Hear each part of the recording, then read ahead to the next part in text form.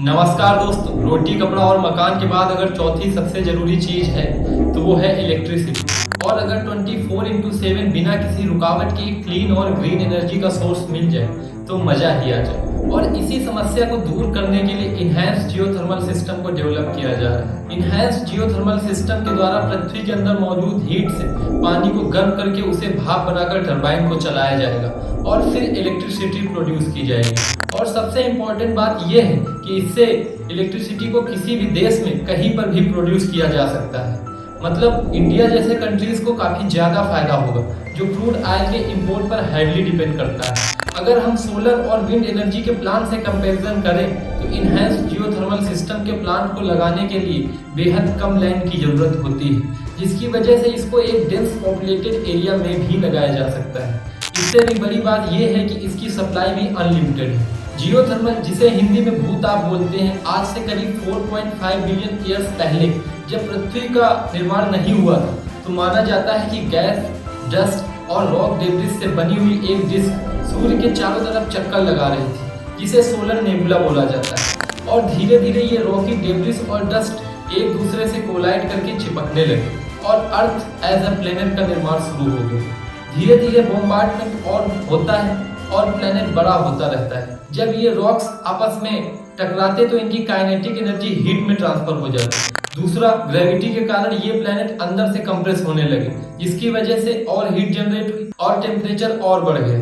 तीसरा, इसमें मौजूद रेडियो एक्टिव पदार्थों जैसे यूरेनियम और थोरियम के रेडियो एक्टिव डीके की वजह से हीट जनरेट हुई। और इन तीनों सोर्सों से जब हीट प्रोड्यूस हुई तो ये हीट इतनी ज्यादा थी कि रॉक्स पिघलने लगते हैं और planet semi liquid rocks, metals और अदर मटेरियल का एक जाइंट हॉट बॉल बन जाता है। इस मोल्टेन फॉर्म में मटेरियल एक जगह से दूसरी जगह मूव करने के लिए फ्री थी। ग्रेविटी की वजह से हैवी और डेंस मटेरियल जैसे आयरन और निकल प्लेनेट के सेंटर में चले गए और अर्थ के कोर का निर्माण किया। वहीं लेस डेंस मटेरियल जैसे एल्यूमिनियम, सिलिकेट और ऑक्सीजन ऊपर की सतह पर रहे और मेंटल और क्रस्ट का निर्माण किया। कोर बिल्कुल सेंटर में, मेंटल बीच में और क्रस्ट बिल्कुल ऊपर की लेयर है जिसके ऊपर हम रहते हैं। अंदर के कंपैरिजन में बाहर की लेयर ने हीट को रेडिएशन के थ्रू स्पेस में जल्दी रिलीज कर दिया और सॉलिडिफाई हो गई, जिसे हम क्रस्ट बोलते हैं। इस लेयर ने एक इंसुलेशन की तरह काम किया और अंदर की लेयर्स की हीट अंदर ही ट्रैप हो गई। क्रस्ट एक थिन लेयर है जिसकी मोटाई कॉन्टिनेंट्स पर 25 से 30 किलोमीटर और समुद्र तल पर 5 से 10 किलोमीटर है। अर्थ के कोर का टेम्परेचर 5000 से 6000 डिग्री सेल्सियस है, जो कि सूर्य के सतह के टेम्परेचर के बराबर है। सूर्य की सतह का भी टेम्परेचर लगभग 5500 डिग्री सेल्सियस है। अभी तक ऐसी कोई नॉन बायोलॉजिकल लाइफ नहीं है जो इस टेम्परेचर पर सरवाइव कर पाए। यहाँ तक कि डायमंड और टंगस्टन, जो कि सबसे हार्डेस्ट मैटर होते हैं, ये भी करीब 3700 से 4000 डिग्री सेल्सियस तक पहुँचते पहुँचते मेल्ट हो जाते हैं। अब आप एज्यूम कर सकते हो कि किस लेवल की हीट अर्थ के अंदर ट्रैप है। और अगर अर्थ के बीच वाली लेयर यानी मेंटल की बात करें तो इसका टेम्परेचर करीब 1000 डिग्री सेल्सियस से 3700 डिग्री सेल्सियस तक है। और एक इंसान का शरीर केवल 49 से 54 डिग्री तक ड्राई हीट में सरवाइव कर सकता है, वो भी कुछ देर के लिए, अगर वो अपने आप को हाइड्रेटेड रखता है तो। और अगर इसमें ह्यूमिडिटी को भी मिला दिया जाए तो 35 डिग्री सेल्सियस के टेम्परेचर से भी कुछ ही घंटों में एक फैटल हीट स्ट्रोक आ सकता है। मतलब हमारे पैरों के नीचे एक ऐसी दुनिया है जो कि बेहद डरावनी है। अर्थ के अंदर ट्रैप्ड ये heat geothermal energy. Enhance geothermal system एक अपकमिंग टेक्नोलॉजी है और अभी भी केवल रिसर्च और डेमोन्स्ट्रेशन फेज में है। बहुत सारी कंट्रीज इनहैंस जियोथर्मल सिस्टम को एक पायलट प्रोजेक्ट बनाकर रिसर्च कर रहे हैं rather than large scale commercial plant के। और इस रिसर्च को लीड कर रहा है अमेरिका। अमेरिका ने एक डेडिकेटेड ऑब्जर्वेटरी ही बना दी है इनहैंस जियोथर्मल सिस्टम को स्टडी करने के लिए, जिसका नाम है फोर्ज, मतलब frontier observatory for research in geothermal energy. इसके अलावा यूएसए के 2 और रिसर्च प्रोजेक्ट चल रहे हैं। एक का नाम है कोसो जियोथर्मल फील्ड, जो कि कैलिफोर्निया में है। इसका मेन फोकस एनर्जी एक्सट्रैक्शन की एफिशिएंसी को बढ़ाना है। और दूसरे का नाम है Newberry volcano EGS demonstration project. इसका मेन फोकस डीप ड्रिलिंग की टेक्निक को एडवांस बनाना है। यूएसए के अलावा Iceland deep drilling project, United Kingdom United Down deep geothermal power project, Australia Habanero project के नाम से अपने अपने इनहैंस जियोथर्मल रिसर्च प्रोजेक्ट चला रहे हैं। इसके अलावा फ्रांस, जर्मनी और न्यूजीलैंड भी अपने अपने रिसर्च प्रोजेक्ट चला रहे हैं। वैसे तो अगर देखा जाए तो जियोथर्मल एनर्जी का कॉन्सेप्ट कोई नया कॉन्सेप्ट नहीं है। विश्व की बहुत सारी एंशिएंट सिविलाइजेशन बहुत पहले से ही जियोथर्मल एनर्जी का यूज नेचुरल हॉट स्प्रिंग्स के जरिए बाथिंग और कुकिंग के लिए कर रही थी। आप में से बहुत सारे लोगों को ये डाउट आ रहा होगा कि नेचुरल हॉट स्प्रिंग क्या होते हैं और ये बनते कैसे हैं। तो देखो, जैसा कि हमें पता है कि अर्थ की 3 लेयर होती हैं। कोर जो कि बिल्कुल सेंटर में है, मेंटल जो कि बीच की लेयर है, और क्रस्ट जो कि सबसे ऊपर की लेयर है जहां पर हम रहते हैं। टेम्परेचर ज्यादा होने की वजह से मेंटल लेयर के रॉक्स लिक्विड और सेमी लिक्विड फॉर्म में होते हैं। रॉक्स के इस मोल्टेन फॉर्म को मैग्मा बोलते हैं और ये मैग्मा अपने आसपास के रॉक्स के टेम्परेचर को इंक्रीज कर देता है। इसके अलावा नीचे मौजूद रेडियोएक्टिव पदार्थों के डीके से प्रोड्यूस हुई एनर्जी से भी आसपास के रॉक्स हीट अप हो जाते हैं। और अगर क्रस्ट में जहां पर ग्राउंड वाटर होता है कोई दरार या फ्रैक्चर होता है तो ये ग्राउंड वाटर ग्रेविटी के कारण इन दरारों और फ्रैक्चर्स के थ्रू होता हुआ नीचे चला जाता है और इन गर्म पत्थरों के कांटेक्ट में आने से गर्म हो जाता है। अब क्योंकि वाटर हॉट हो जाता है तो इसकी डेंसिटी भी कम हो जाती है, जिसकी वजह से ये वापस ऊपर आ जाता है और क्रस्ट में मौजूद क्रैक्स और फॉल्स के थ्रू होता हुआ सरफेस पर आ जाता है, जिसे हॉट स्प्रिंग बोलते हैं। मतलब हॉट स्प्रिंग्स बनने के लिए ये सारी कंडीशंस का फुलफिल होना जरूरी है। सबसे पहले तो वहाँ पे ग्राउंड वाटर होना चाहिए, उसके बाद क्रस्ट में फॉल्ट एंड फ्रैक्चर्स होना जरूरी है जिसके थ्रू वाटर सर्कुलेट हो पाए। Ancient Greek and Roman civilisation मानते थे कि हॉट स्प्रिंग्स में हीलिंग प्रॉपर्टी। रोमन्स ने तो हॉट स्प्रिंग्स के चारों तरफ पब्लिक बाथ सेंटर भी बना दिए जिन्हें थर्मा बोला जाता था। इन बाथ सेंटर का यूज रिलैक्सेशन, सोशलाइजिंग और हीलिंग पर्पस के लिए किया जाता था। लोग इन हॉट स्प्रिंग्स में रिलैक्स करते और एक दूसरे से सोशलाइज भी होते। ऐसा माना जाता था कि हॉट स्प्रिंग्स का mineral rich water health improve करता है, जॉइंट और मसल पेन को कम करता है। जापान में भी इसका यूज हजारों सालों तक इसकी मेडिकल प्रॉपर्टीज के लिए किया जाता रहा। जापान के लोग हॉट स्प्रिंग्स को ओनसेन बोलते थे, यहाँ पर इसे ओनसेन कल्चर बोला जाता था। ज्यादातर ये हॉट स्प्रिंग्स टेक्टोनिक प्लेट्स की बाउंड्रीज और वोल्केनिक रीजन्स में डेवलप होते हैं या फिर जहाँ पर रेडियोएक्टिव पदार्थों का डीके होता है वहां पर डेवलप होते हैं। यहाँ पर कुछ लोगों का क्वेश्चन हो सकता है कि ऐसा क्या होता है कि हॉट स्प्रिंग्स टेक्टोनिक प्लेट की बाउंड्रीज और वोल्केनिक रीजन्स में ज्यादा डेवलप होते हैं। इसका आंसर करने से पहले हम ये जान लेते हैं कि टेक्टोनिक प्लेट्स आखिर होती क्या है। तो देखो, जैसा कि मैं बता चुका हूँ कि क्रस्ट अर्थ की आउटर मोस्ट लेयर होती है जो इसे बाहर से कवर करती है। अब क्रस्ट और मेंटल की अपर मोस्ट लेयर कुल 7 भागों में डिवाइड है जिन्हें हम 7 टेक्टोनिक प्लेट्स बोलते हैं। इसे आप एक मुर्गी के अंडे के एग्जाम्पल से समझ सकते हैं। अंडे के सबसे बाहर का हिस्सा क्रस्ट और इसके तुरंत नीचे जो एक व्हाइट लेयर होती है वो मेंटल लेयर का ऊपर का हिस्सा। अब अगर इसको हम 7 भागों में डिवाइड कर दें तो हर एक भाग को एक टेक्टोनिक प्लेट बोलेंगे। ये प्लेट आपस में कन्वेक्शन करंट के थ्रू मूव होती है।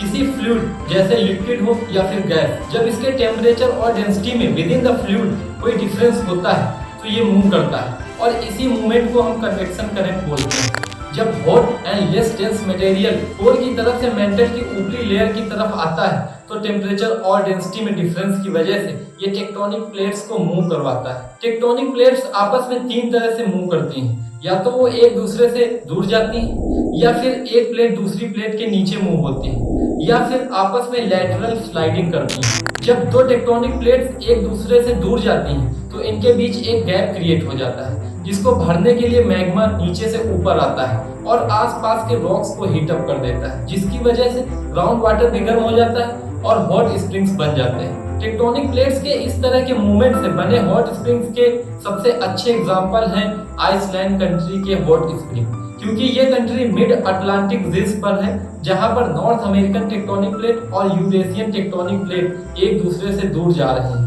ये प्लेट हर वर्ष 2.5 सेंटीमीटर मूव करती हैं।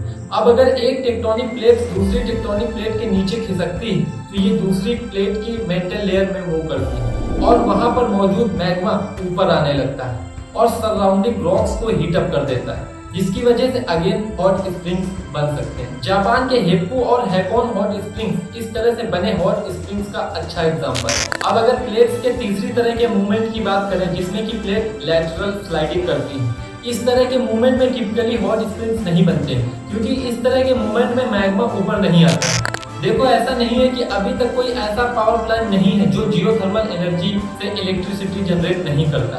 अभी भी बहुत सारे पावर प्लांट जियोथर्मल एनर्जी का यूज करके इलेक्ट्रिसिटी जनरेट कर रहे हैं, लेकिन ये सब कन्वेंशनल पावर प्लांट जो केवल हॉट स्प्रिंग्स और वोल्केनोज के आसपास हैं। अब हो सकता है कि कुछ लोग सोच रहे हैं कि हीट तो पृथ्वी के नीचे हर जगह पर मौजूद है, तो फिर ऐसा क्यों कि केवल वोल्केनोज और हॉट स्प्रिंग के आसपास ही कन्वेंशनल जियोथर्मल पावर प्लांट बनते हैं। तो देखो, बात तो सही है, हीट तो पृथ्वी के नीचे हर जगह पर मौजूद है, लेकिन ये हीट कई किलोमीटर नीचे, लगभग 5 किलोमीटर नीचे तक ड्रिल करने पर हमें 150 डिग्री या इससे ऊपर का रिक्वायर्ड टेम्परेचर मिल पाता है। और इतना डीप ड्रिल करने से कॉस्ट भी बहुत ज्यादा आता है, क्योंकि नीचे के रॉक्स काफी ज्यादा डेंस और अंडर प्रेशर है, जिनको ड्रिल करने के लिए डायमंड टिप ड्रिल की जरूरत होती है। और इतना ज्यादा नीचे ड्रिल करने के लिए एडवांस टेक्नोलॉजी की जरूरत होती है, जो कि अभी भी डेवलपिंग फेज में है। और अगर हम वोल्केनोस और टेक्टोनिकली एक्टिव एरिया की बात करें तो यहाँ पर मैग्मा अर्थ के नीचे से निकलकर काफी ऊपर आ जाता है और आसपास के रॉक्स को हीट अप कर देता है, जिसकी वजह से वहां पर मौजूद ग्राउंड वाटर भी हीट अप हो जाता है। अब लगभग 2 से 3 किलोमीटर तक ड्रिल करने से हॉट वाटर को टैप कर लिया जाता है, जो कि इतना ज्यादा कॉम्प्लिकेटेड मेथड नहीं है। कन्वेंशनल जियोथर्मल एनर्जी का यूज इलेक्ट्रिसिटी प्रोड्यूस करने के लिए पहली बार सन 1904 में किया गया। इटालियन साइंटिस्ट प्रिंस पियरो ने पहली बार ये एक्सपेरिमेंट इटली के लॉर्ड एरेलो में किया। लॉर्ड एरेलो अपने नेचुरल जियोथर्मल स्टीम वेंट के लिए जाना जाता है। उन्होंने 5 इलेक्ट्रिक लाइट बल्ब जलाकर दिखाए। ये एक्सपेरिमेंट जियोथर्मल एनर्जी से इलेक्ट्रिसिटी प्रोड्यूस करने के क्षेत्र में एक माइलस्टोन। इस सक्सेसफुल डिमोन्स्ट्रेशन के बाद विश्व का पहला कॉमर्शियल जियोथर्मल पावर प्लांट 1911 में लॉर्ड एरेलो इटली में बनाया जाता है, जिसने आसपास के टाउन्स और इंडस्ट्रीज को इलेक्ट्रिसिटी सप्लाई करना शुरू कर दी।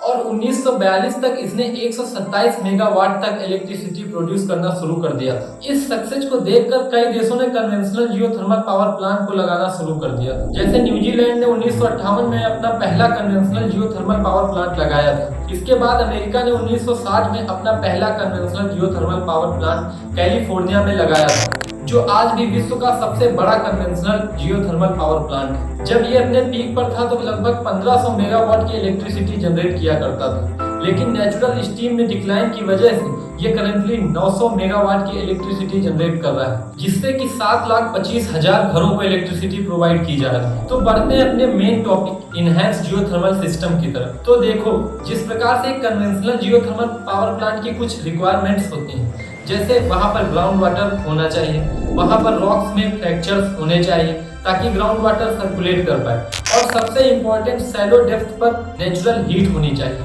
जिससे कि ग्राउंड वाटर हीट अप हो पाए, जो कि टिपिकली वोल्केनिक एरियाज में और टेक्टोनिक प्लेट्स की बाउंड्रीज पर ही पॉसिबल हो पाता है, जहां पर जियोथर्मल एक्टिविटी ज्यादा होती है। एक इनहैंस्ड जियोथर्मल सिस्टम इन सभी नेचुरल रिक्वायरमेंट्स को खत्म कर देगा। इस सिस्टम में deep inside the earth drilling की जाएगी, आर्टिफिशियली अंदर के रॉक्स में फ्रैक्चर्स क्रिएट किए जाएंगे और कोल्ड वाटर को भी बाहर से इंजेक्ट किया जाएगा, और फिर जब ये वाटर अंदर गर्म हो जाएगा तो हॉट वाटर या स्टीम को पंप करके ऊपर लाया जाएगा, जिससे कि टरबाइन को चलाकर इलेक्ट्रिसिटी जनरेट की जाएगी। इनहैंस्ड जियोथर्मल सिस्टम में सबसे पहले साइट का सिलेक्शन किया जाता है कि किस जगह पर यह सिस्टम लगाया जाएगा। साइट सिलेक्शन इसलिए इम्पोर्टेंट है क्योंकि क्रस्ट हर जगह पर समान रूप से मोटा नहीं होता है, तो इसीलिए कोई ऐसी जगह ढूंढी जाती है जहां पर हीट को टिपिकली 3 से 10 किलोमीटर में एक्सेस किया जा सके, और इस काम में मदद ली जाती है सेस्मिक इमेजिंग और thermal gradient mapping. Seismic imaging से यह पता लगाया जाता है कि जमीन के नीचे किस टाइप के रॉक्स और हॉट रॉक्स कितनी दूरी पर है।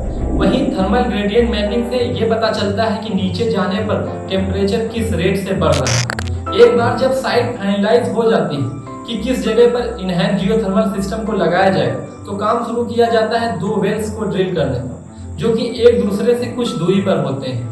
ड्रिल करने के लिए डायमंड या फिर टंगस्टन कार्बाइड टिप्ड ड्रिल का यूज किया जाता है, क्योंकि रॉक इतने हार्ड होते हैं कि अगर आयरन या फिर और किसी चीज से बनी ड्रिल का यूज किया गया तो ड्रिल ही टूट सकती है। वेल्स की ड्रिलिंग होने के बाद इसको कोलैप्स होने से बचाने के लिए इसमें स्टील की केसिंग उतारी जाती है। केसिंग उतारने का फायदा ये होता है कि पानी फ्रैक्चर्स के थ्रू इधर उधर न जाकर एक डिसाइडेड डायरेक्शन में ही फ्लो करता है। इसके बाद केसिंग और बोरवेल के बीच गैप को फिल करने के लिए सीमेंट को पंप किया जाता है, जिससे कि स्टील की केसिंग स्टेबल है। इनमें से एक वेल को इंजेक्टिंग वेल बोला जाता है, जिसमें कोल्ड वाटर को इंजेक्ट किया जाता है, और दूसरे वेल को प्रोडक्शन वेल बोला जाता है, जिससे कि हॉट वाटर या स्टीम को बाहर निकाला जाता है। एक बार जब ये वेल्स की ड्रिलिंग का काम पूरा हो जाता है तो नंबर आता है रॉक्स के बीच फ्रैक्चर्स क्रिएट करने का। एम रहता है कि एक वेल से दूसरे वेल तक फ्रैक्चर्स क्रिएट किए जाएं, ताकि फ्रैक्चर्स के थ्रू वाटर फ्लो होकर हीट को एब्जॉर्ब कर सके। इसके लिए हाई प्रेशर वाटर या फिर किसी दूसरे फ्लूइड को वेल में इंजेक्ट किया जाता है, जिससे कि फ्रैक्चर्स क्रिएट हो सके। इस प्रोसेस को हाइड्रोलिक स्टिमुलेशन बोला जाता है, जिसमें हाई प्रेशर पंप्स का यूज किया जाता है, जो करीब 10,000 से 15,000 psi तक का प्रेशर जनरेट कर सकते हैं। ये प्रेशर कुछ उतना ही है जितना कि अर्थ ओशियन के डीपेस्ट पॉइंट मारियाना ट्रेंच का है। अब शायद आप अंदाजा लगा सकते हैं कि ये प्रेशर कितना ज्यादा इमेंस होता है। ये प्रेशर नीचे मौजूद रॉक्स के प्रेशर से ज्यादा होता है, इसीलिए चांसेस बहुत ज्यादा होते हैं कि हल्के फुल्के भूकंप के झटके भी महसूस हो सकते हैं।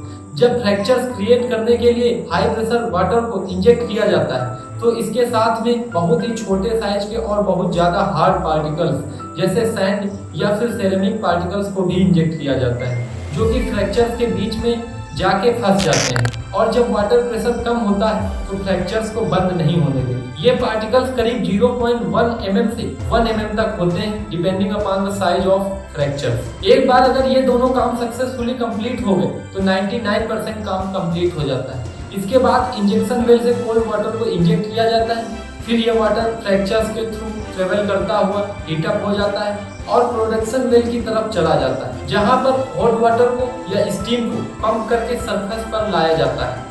यहाँ पर ध्यान देने वाली बात यह है कि प्रोडक्शन वेल से हॉट वाटर निकलेगा या फिर स्टीम, ये वहाँ की टेम्परेचर पर डिपेंड करता है। अगर प्रोडक्शन वेल से स्टीम निकल रही है तो इस हाई प्रेशर स्टीम को टरबाइन के रोटरी ब्लेड्स के ऊपर डाला जाता है, जिससे कि इसकी ब्लेड्स रोटेट हो जाती हैं, जिसकी वजह से टरबाइन से जुड़ा हुआ इलेक्ट्रिक जनरेटर भी रोटेट होता है और इलेक्ट्रिसिटी प्रोड्यूस करता है। अब अगर प्रोडक्शन वेल से हॉट वाटर निकलता है तो पहले इसे फ्लैश टैंक में ले जाया जाता है, जहां पर इससे स्टीम जनरेट की जाती है। Flash tank basically production well से आने वाले हाई प्रेशर वाटर के प्रेशर को सडनली ड्रॉप कर देता है, और जैसा कि हमें पता है प्रेशर ड्रॉप की वजह से वाटर का बॉइलिंग पॉइंट कम हो जाता है, जिसकी वजह से ये हॉट वाटर स्टीम फ्लैश में कन्वर्ट हो जाता है। और फिर जैसा कि मैं पहले बता चुका हूँ कि कैसे स्टीम का यूज टरबाइन चलाकर हीट प्रोडक्शन करने के लिए किया जाता है। अब कुछ लोगों के मन में एक डाउट आ रहा होगा कि टरबाइन को चलाने के लिए स्टीम ही क्यों जरूरी है, हम हाई प्रेशर वाटर का भी यूज तो कर सकते हैं टरबाइन को चलाने के लिए। तो देखो, बिल्कुल हाई प्रेशर वाटर का यूज